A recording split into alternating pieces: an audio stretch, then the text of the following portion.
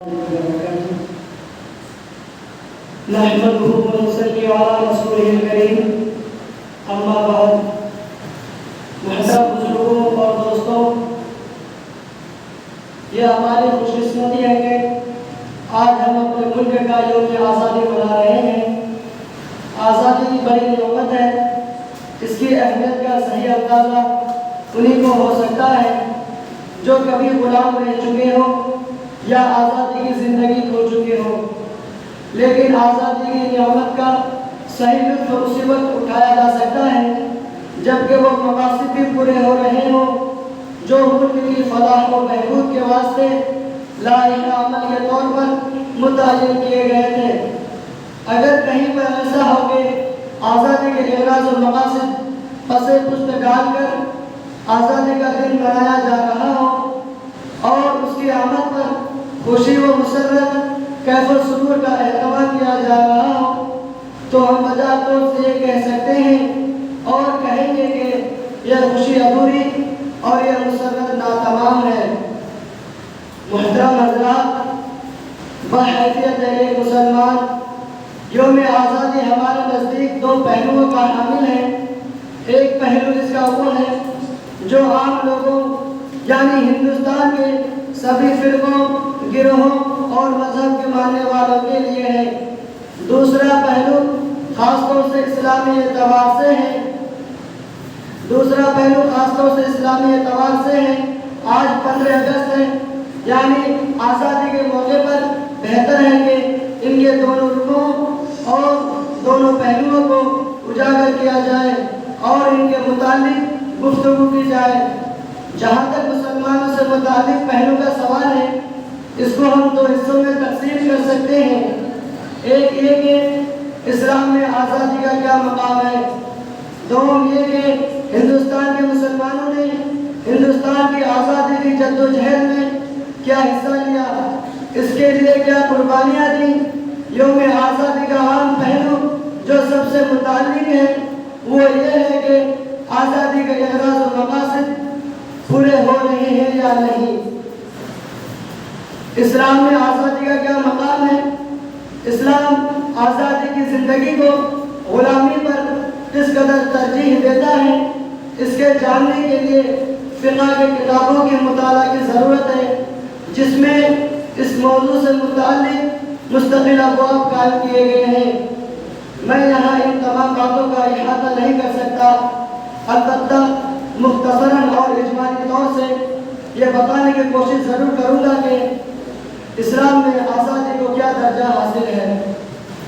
اسلام کے نزدیک اصلاً ہر انسان آزاد ہے، یعنی بنیادی طور سے اسلام ہر انسان کو آزاد تسلیم کرتا ہے کیونکہ حضرت آدم علیہ السلام اور حضرت حوا علیہ السلام جن سے انسانوں کی یہ ساری نسل وجود میں آئی وہ آزاد پیدا ہوئے تھے.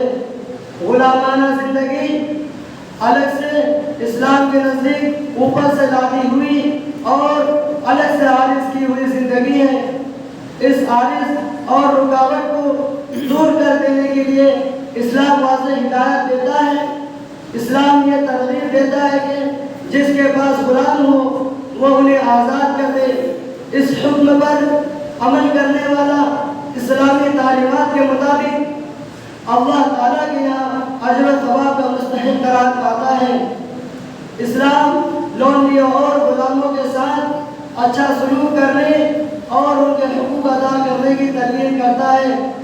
آزادی کا پہلو اسلام میں اس قدر جاندار ہے کہ اگر کوئی ہنسی یا مذاق میں بھی اپنے غلام کو آزاد کرے تو اس کا مذاق بھی اسلام کے نزدیک حقیقت پر محمول کیا جائے گا اور غلام آزاد ہو جائے گا. اگر کوئی شراب کی ترنگ میں آ کر اپنے غلام کو آزاد کرے تو اس کا بھی اعتبار کیا جائے گا. رسول خدا صلی اللہ علیہ وسلم نے ایک حدیث میں ارشاد فرمایا ہے کہ 3 چیزیں ایسے ہیں ان کی حقیقت تو حقیقت ہے ہی، ان کا مذاق بھی حقیقت پر محمول کیا جائے گا.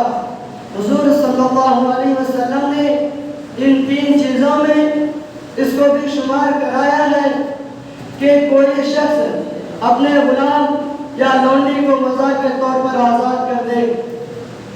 محترم حضرات، انگریزوں کے ناپاک قدم جب ہندوستان میں آئے اور انہوں نے ہندوستان پر قبضہ کرنے کی ترکیبیں سوچنی شروع کر دی، اسی وقت سے مسلمان ہندوستان کی تحریک آزادی میں شامل ہو گئے۔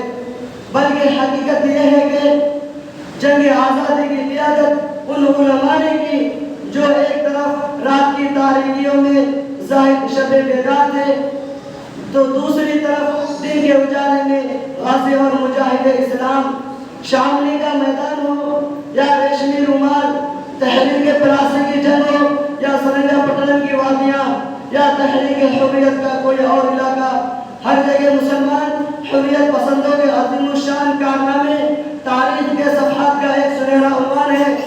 اصیل مالدہ حضرت شیخ الہند کی ریشمی رومال، تحریک مولانا حسین احمد مدنی، مولانا محمد علی جوہر، مولانا ابوالکلام آزاد، مولانا عبید اللہ سندھی، جہاد آزادی کے یہ وہ روشن ستارے ہیں جو آسمان جنگ آزادی پر ہمیشہ چمکتے اور دمکتے رہیں گے۔